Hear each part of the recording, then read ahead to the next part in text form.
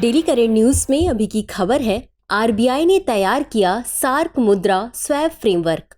हाल ही में भारतीय reserve bank यानी आरबीआई ने सार्क देशों के लिए करेंसी स्वैप व्यवस्था पर एक संशोधित रूपरेखा प्रस्तुत की है।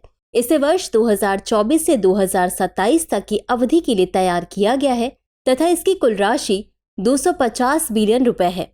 इस व्यवस्था के अंतर्गत भारतीय रुपए में विनिमय सहायता के लिए कई तरह की छूट के साथ एक अलग INR स्वैप विंडो को शुरू किया गया है। साथ ही इस ढांचे के तहत आरबीआई द्वारा सार्क देशों के केंद्रीय बैंकों के साथ द्विपक्षीय स्वैप समझौते भी किए जाएंगे। चलिए अब जानते हैं सार्क मुद्रा विनिमय या करेंसी स्वैप सुविधा के बारे में।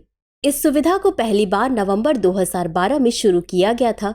इसका उद्देश्य सार्क देशों की अल्पकालिक विदेशी मुद्रा तरलता आवश्यकताओं या भुगतान संतुलन संकट के लिए वित्त पोषण की बैकस्टॉप लाइन उपलब्ध कराना है।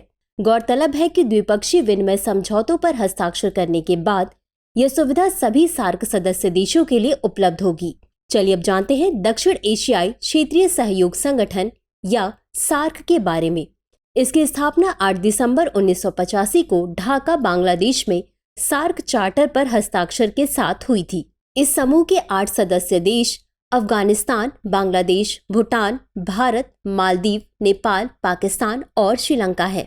2005 में 13वें वार्षिक शिखर सम्मेलन में अफगानिस्तान सार्क का सबसे नया सदस्य बना।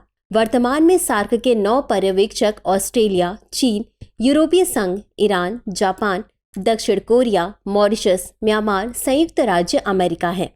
इसका मुख्यालय और सचिवालय काठमांडू, नेपाल में है। बता दें कि सार्क सचिवालय की स्थापना 16 जनवरी 1987 को काठमांडू में की गई थी।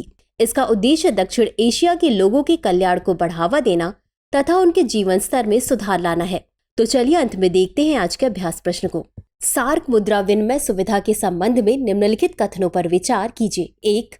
इस सुविधा को पहली बार नवंबर 2012 में शुरू किया गया था। 2. हाल ही में आरबीआई द्वारा करेंसी स्वैप व्यवस्था पर एक संशोधित रूपरेखा प्रस्तुत की गई है। 3. इसका उद्देश्य सार्क देशों की अल्पकालिक विदेशी मुद्रा तरलता आवश्यकताओं को पूरा करना है। उपर्युक्त में से कितने कथन सही है या सही हैं?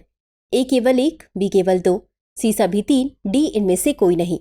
इस प्रश्न का उत्तर कमेंट बॉक्स में जरूर दें। अभी के लिए बस इतना ही। धन्यवाद।